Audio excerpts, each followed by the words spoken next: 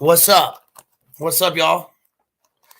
All right, so nice Sunday afternoon again. Here we find ourselves.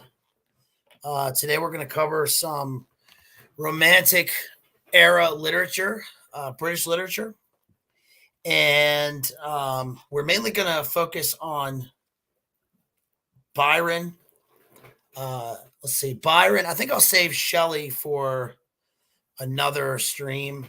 But anyway, I just wanted to get into the stream for today. And I was going to do it a little bit later, but then I see JD is our boy Jay Dyer is streaming at 3:30, starting at 3:30. So I just thought I'd go early until he starts, and then we'll probably come back and do a part two. So right now what we're going to do is we're going to stick with we're going to cover Byron, and we're going to talk about the five romantic poets. There are five romantic poets. There's Coleridge, Wordsworth, Byron, Shelley, and Keats are the great five English romantic poets. And I think that we'll also cover a little bit of William Blake. William Blake is probably the most interesting of the English romantic poets, but he's not considered one of the big five because he kind of precedes the other ones. But we're gonna get started on that anyway. So some things that I'll be covering today in terms of books. I'm kind of going from memory here, but in terms of books, I just thought I would start with this book right here. It's Byron, Child of Passion, Fool of Flame, that I just picked up. And I wasn't sure about how the book would be, but it's actually pretty revelatory. There's a lot of amazing stuff in here about Byron and where he came from and what his life was like. I've read a few Byron biographies. Another good one is this one that I'm having to dust off that I read in July of 2000. This one's a pretty good one. I read that about 22 years ago. But we're mainly going to stick with the other one. And then as far as Coleridge goes, some things that we can read, you can look at. I've got a bunch of Coleridge books here, but of course, in a hurry and looking through the library, I couldn't find his Biographia Literaria, but I do have this book on Coleridge that's pretty good. And then I'm also just, when I'm reading the poems, I'm going to be reading from my old handy old classic Norton Anthology of Literature. This one I got when I was a teenager, and it's got a lot of wear. This is one of my favorite anthologies. And then when I'm reading from Blake, I'm going to be reading from my little Everyman's Library Pocket series. This also is one of my favorite books. I've got the documents, folks, and this is, I love these little editions because it's just a selected poems, but it's a pocket edition, and it's held up pretty well in terms of buying books. I got this one when I was 17. That was many years ago. In the 90s. And this one's gone with me everywhere I've gone, every country I've ever been to, I've brought this book with me. And so I'll probably just read from this book here. But let's start off by talking about, again, we're going to talk about Byron here. And I'm showing you the books because I think they're a good, if you're watching this later and you're interested, this is a good, it's a good resource for you. These are some good books to pick up if you're interested in this kind of thing. But I'm mainly going off of the top of my head as far as the information goes.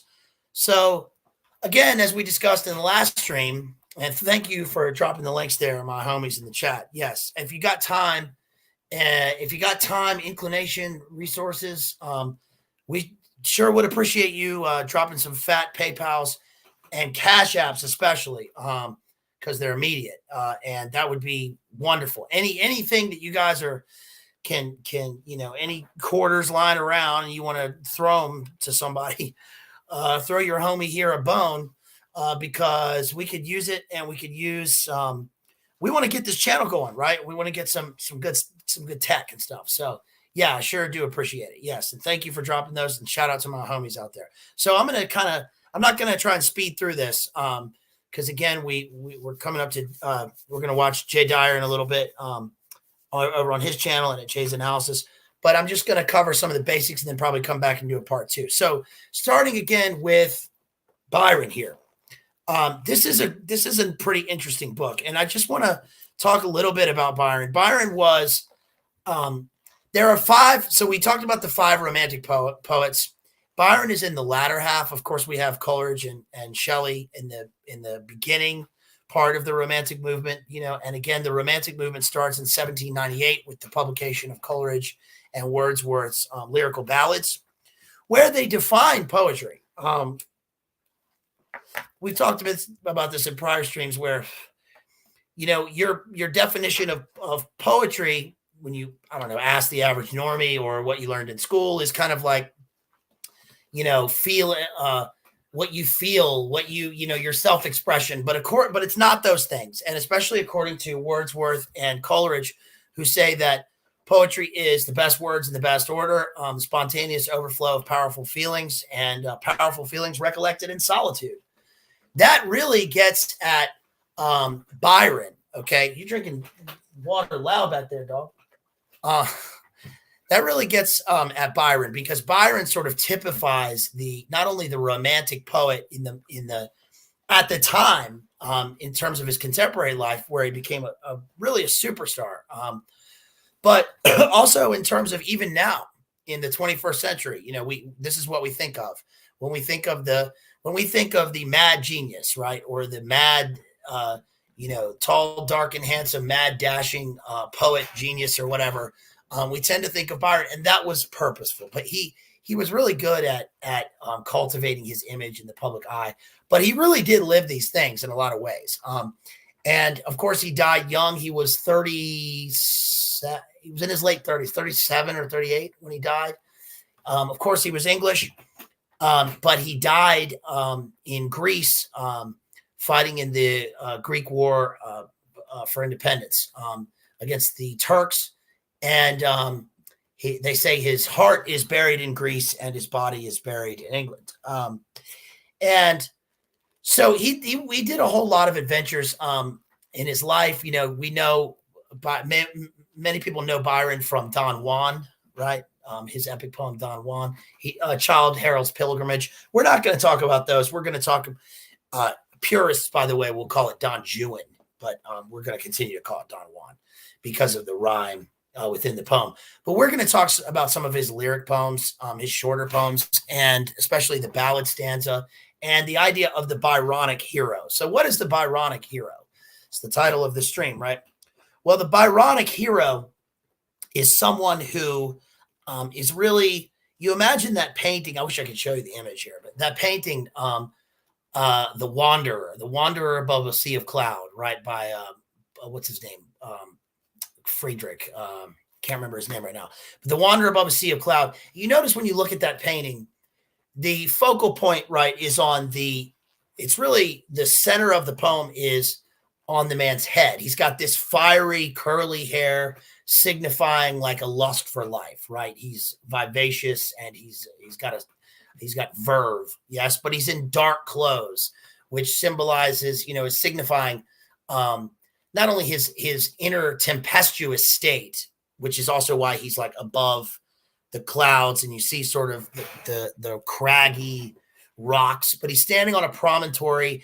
And notice that this is the idea in the painting of the man looking into the abyss. This is the, Sartre existentialist, Crowleyan, Miltonian idea of the dark hero looking, facing into the abyss and finding his,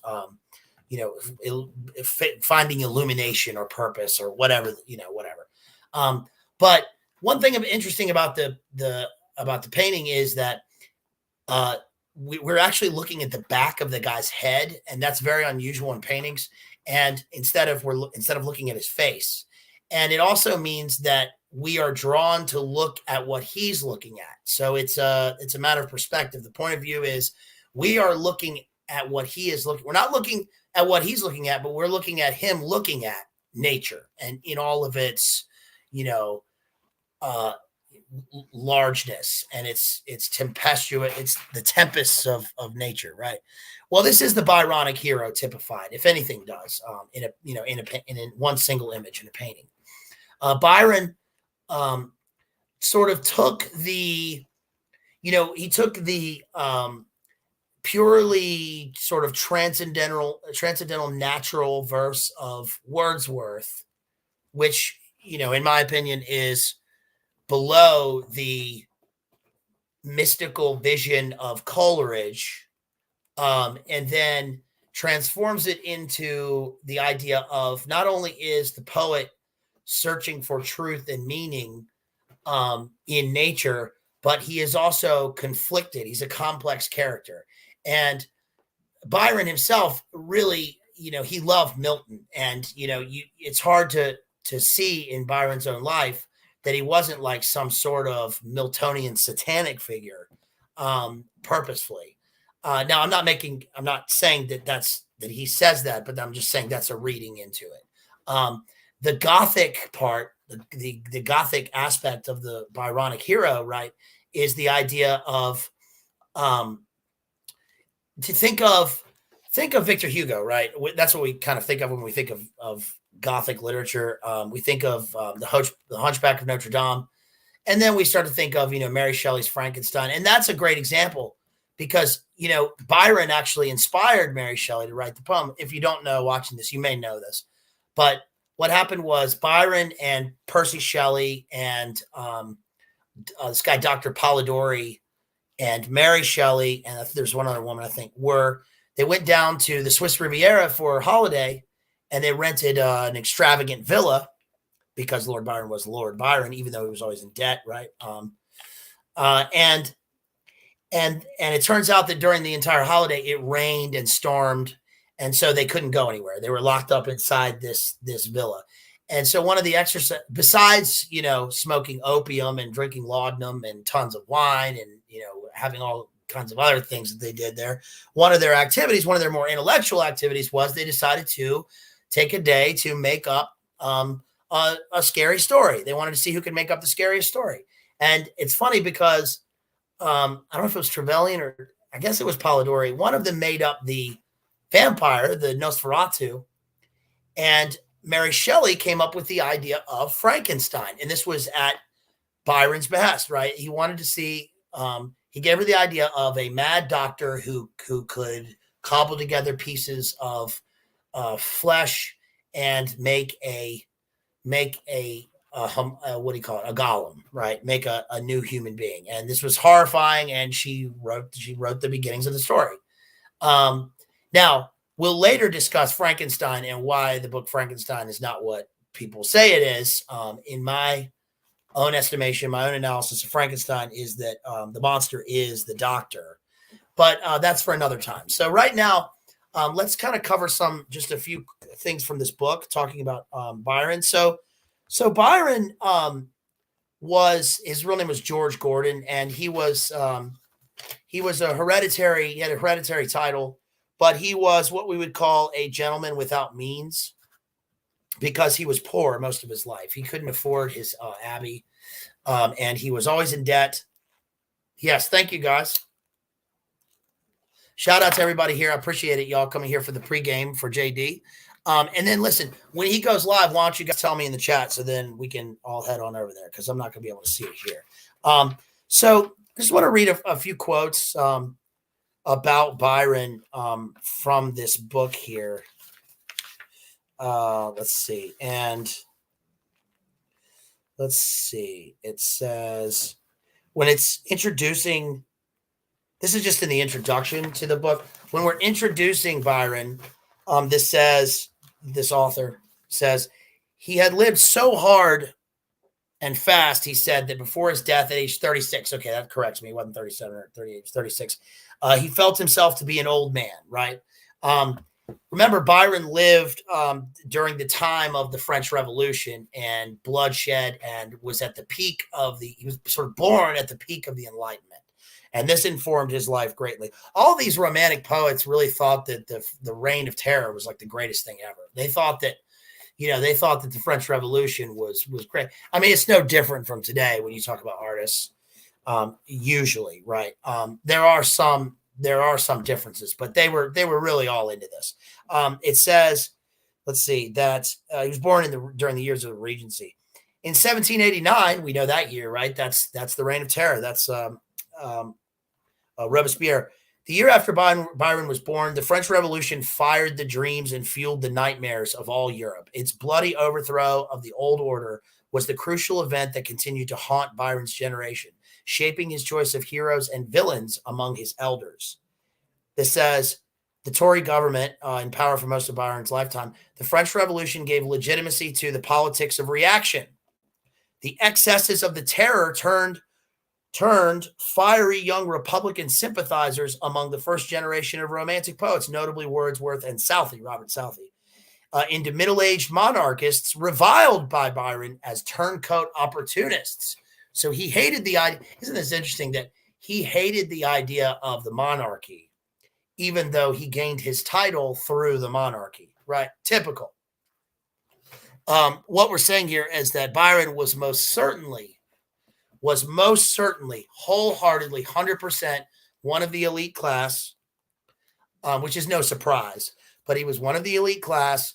He went to all their schools. He was friends with them. They funded him, and he was an actual, genuine member of the peerage, right? He was a lord.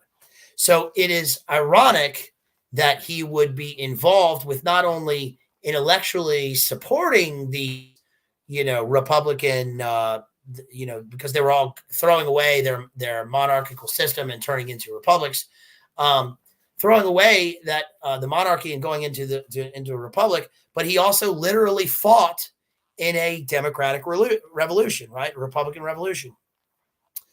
It was a war of independence, but it was still that you can see. I guess at least he put his money where his mouth is in some sense.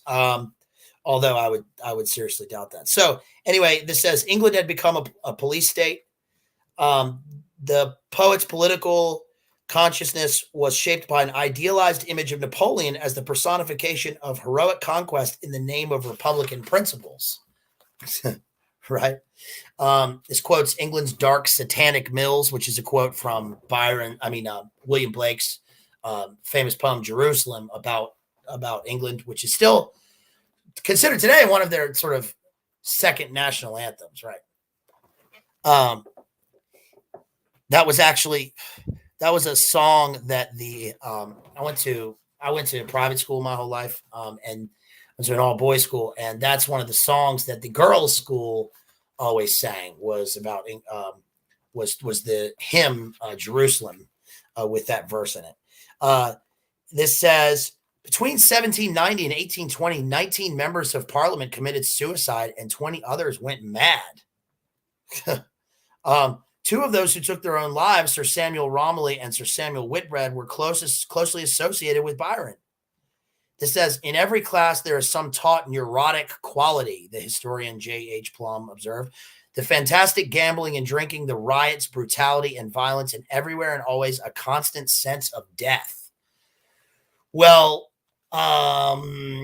listen, folks. Listen now. When we're talking about the elites and their constant sense of death, usually now we're talking about this comes from their breeding, right? Their inbreeding.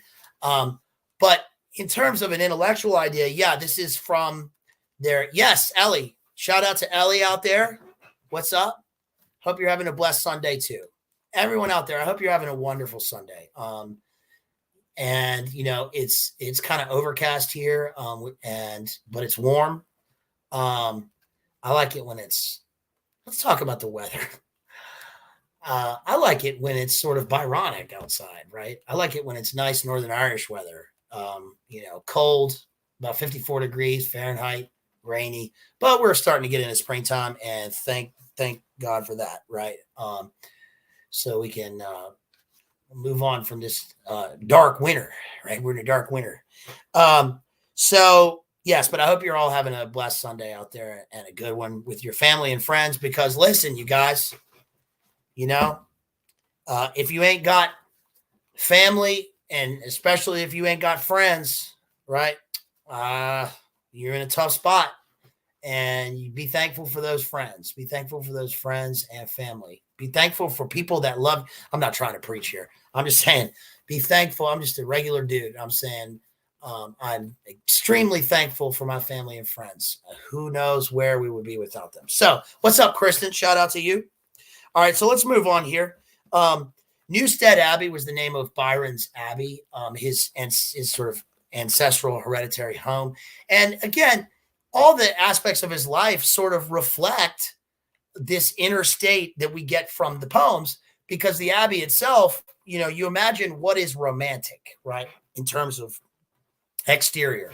Well, we think of ruins, right? The neoclassical idea, remember that we talked about a couple of streams ago, I think.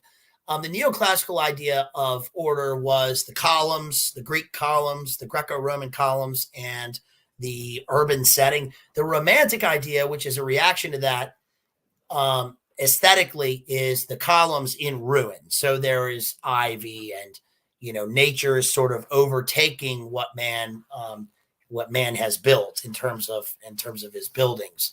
And this is the way that Byron's own home was, and of course that influenced him greatly, because that becomes the aesthetic in terms of his words in his poems.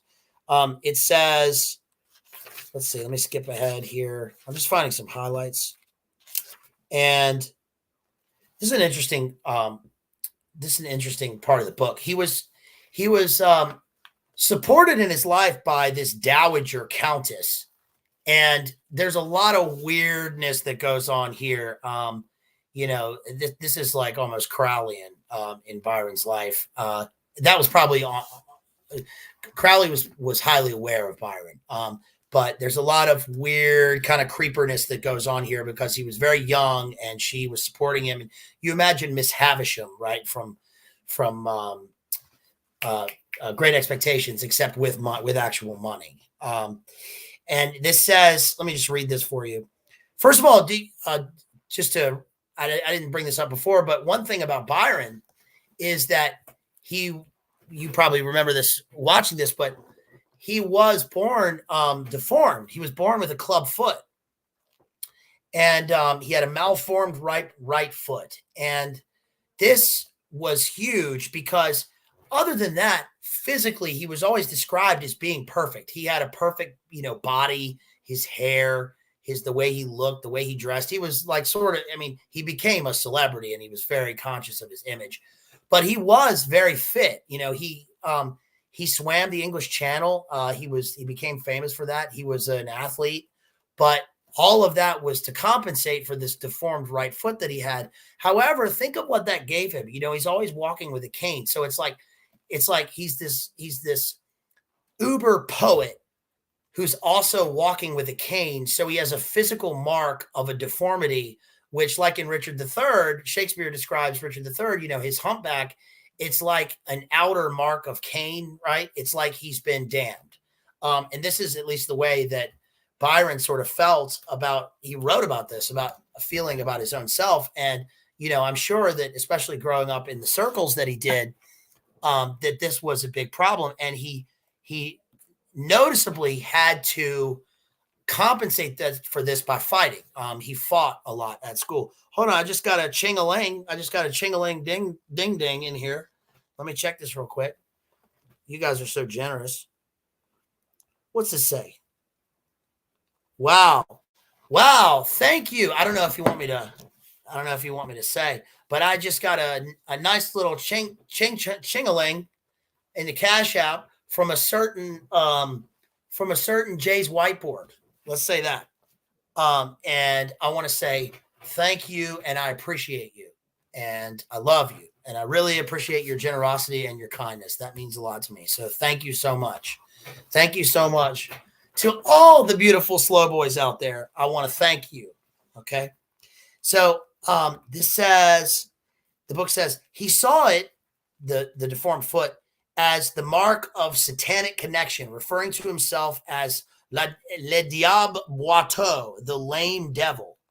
At the same time, he persisted in blaming his mother for the abnormality, citing her excess of delicacy during the period immediately preceding the delivery.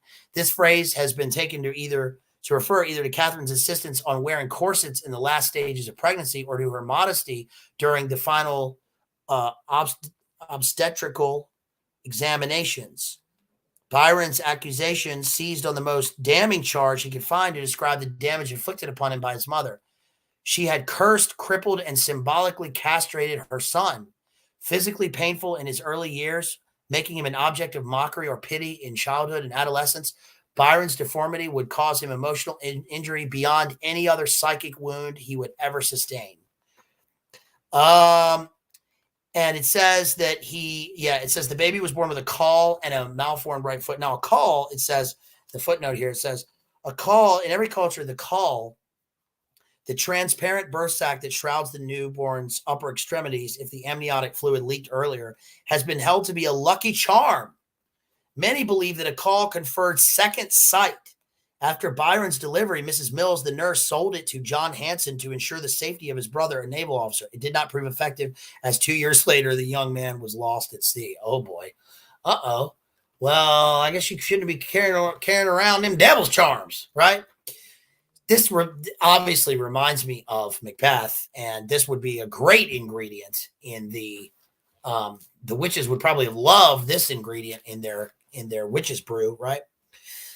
People are so weird, man. That's so weird, right? That's just ugh, gross. Sold it to somebody. That's nasty. What are you doing walking around with that, keeping that in your house? You're going to keep some foot amniotic sac caul in your house, stanking up your Mason's jar. Well, of course they were probably Mason's jars, literally, right? That's right, Chris. But yeah, he could have used that. He could have wrapped that thing around his head, and maybe he would have survived. Okay, that's too much. I'm sorry. I apologize for that. But listen, moving on. This says Byron was basically he was an enfant terrible, right? He was a little devil when he was growing up. We just saw why. Oh, by the way, I totally disagree with this author's statement. This deformity would cause him emotional injury beyond any other psychic wound he would ever sustain. No, it wouldn't. And we're going to see why. Because although I wouldn't say this author is based at all, but she does put in a lot of interesting details that I was astounded by that I did not see in any of the other biographies I've read of Byron. And so we're going to get to those probably in the second stream. But this says Byron's anger could be silent or thunderous, and they referred to him as a damned lame brat. Let's see. Only 2 months after Jack, that's his dad's arrival, Jack Byron, their mother, Sophia, died in Bath. Sophia principle. Let's see. I declare I can find no woman as handsome as you. I've tried several, but when I do anything extraordinary, I always think of you.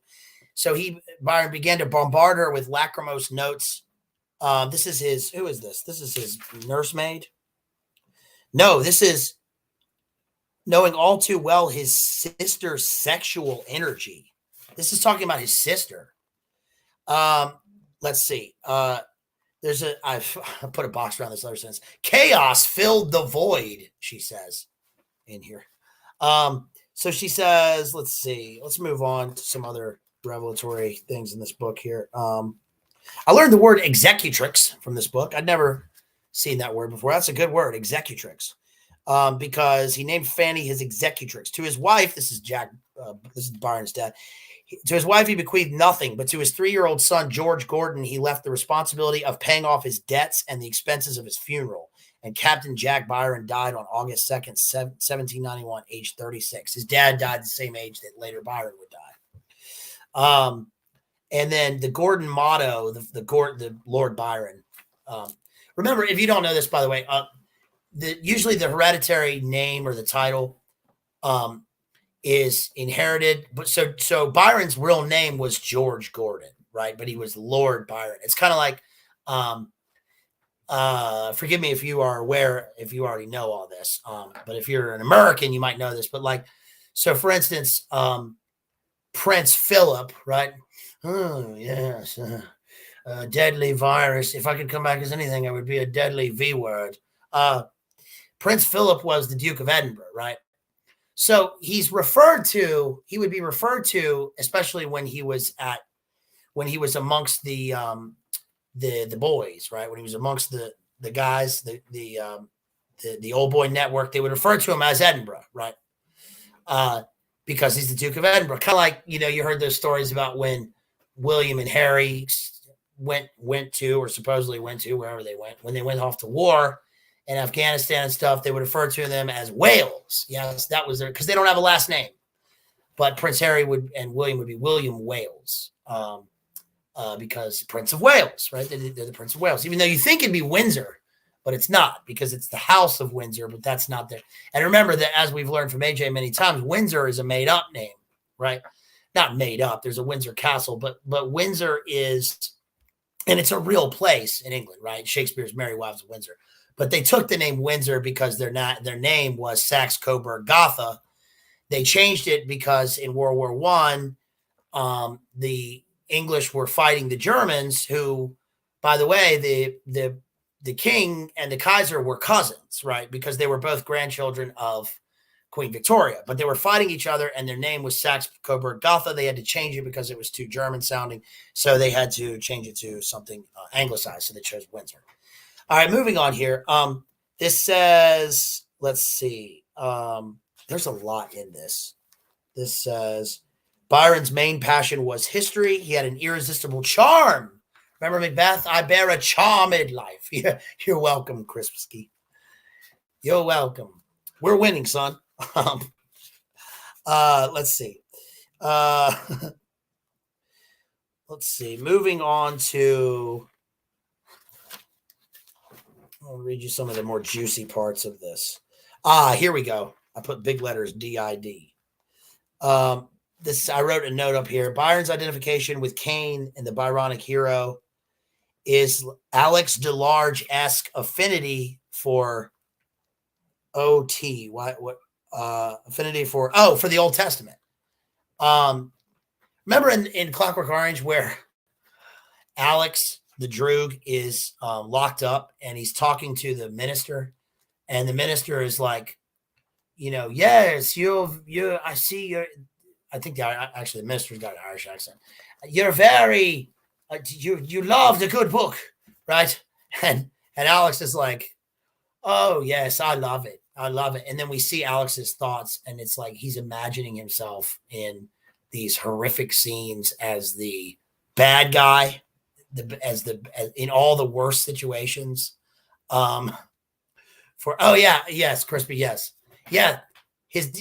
What a great dad, right? His dad wills him his fortune, which is, basically eternal debt that he'll never pay off.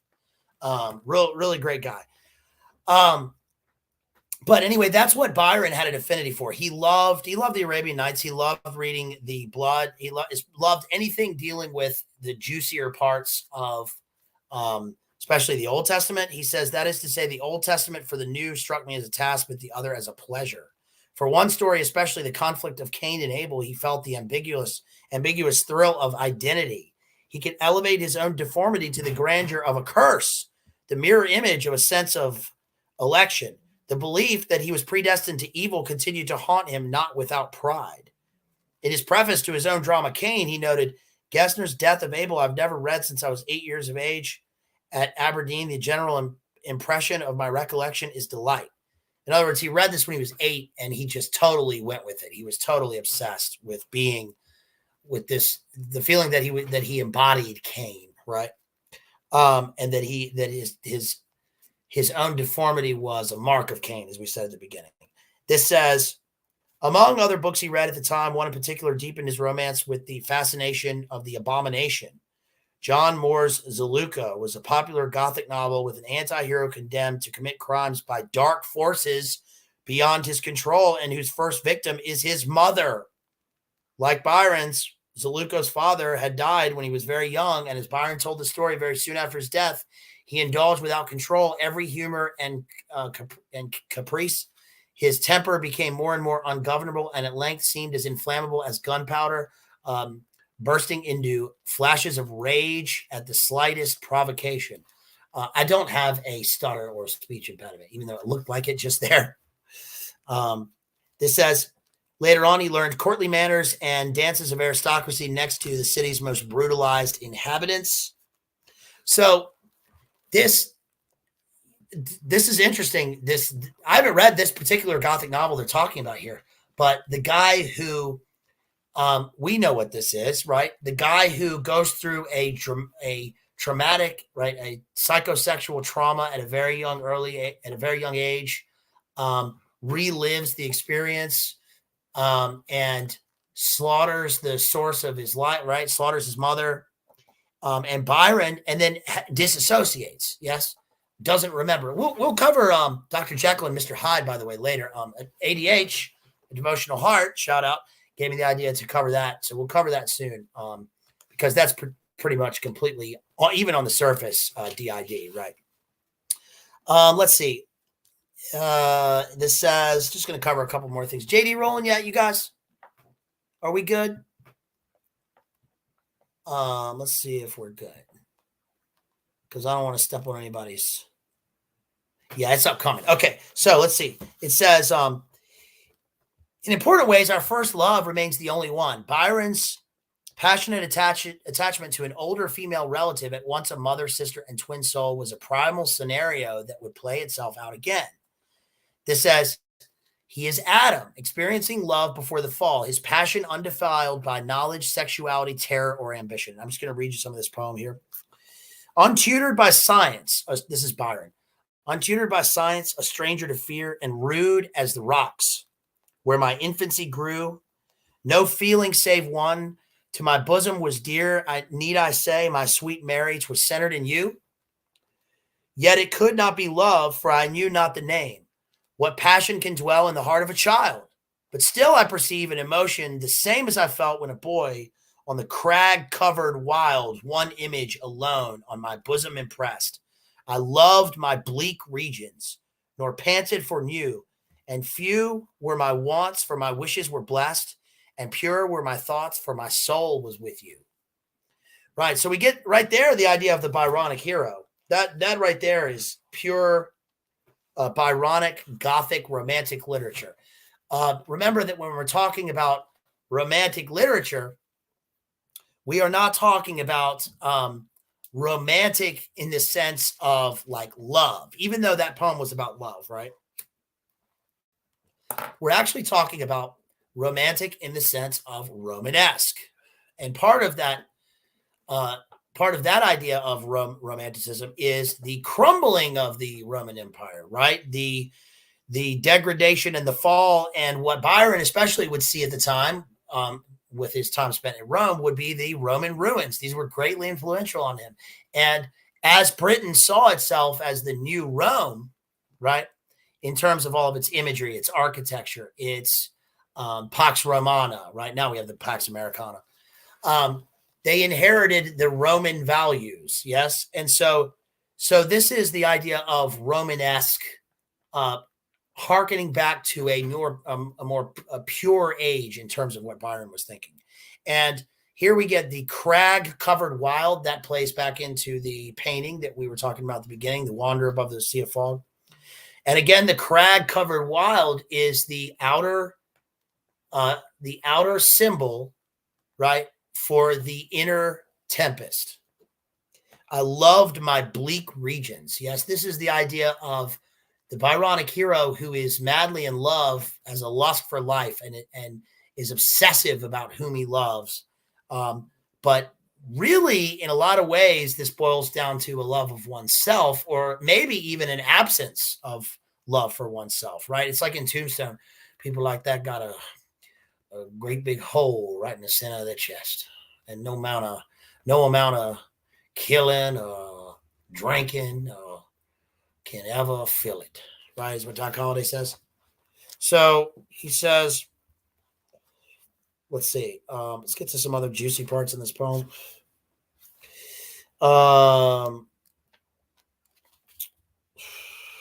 It's about. Oh, okay. Here's a good part. It says, it's Byron falling in love with this girl. He says, on their first meeting, okay, wait, let's see. It says, a few days before he left on the 4th of the month, Hanson took Byron to meet his nearest neighbors at Annesley Hall. There he was introduced to his young kinswoman, Marianne Chaworth, her mother, Mrs. Anne Clark, and her stepfather, the Reverend William Clark. Home from her London boarding school, Marianne at 12 was a romantic-looking girl, small and sprite-like, with dark, soulful eyes and curling tendrils of silky chestnut hair. Yes, Ellie says, let's highlight this. Ellie says, Byron is known for his love of Greece and even was the one who demanded that Britain return the stolen marbles. Yes, very true. Thank you, Ellie. Appreciate that.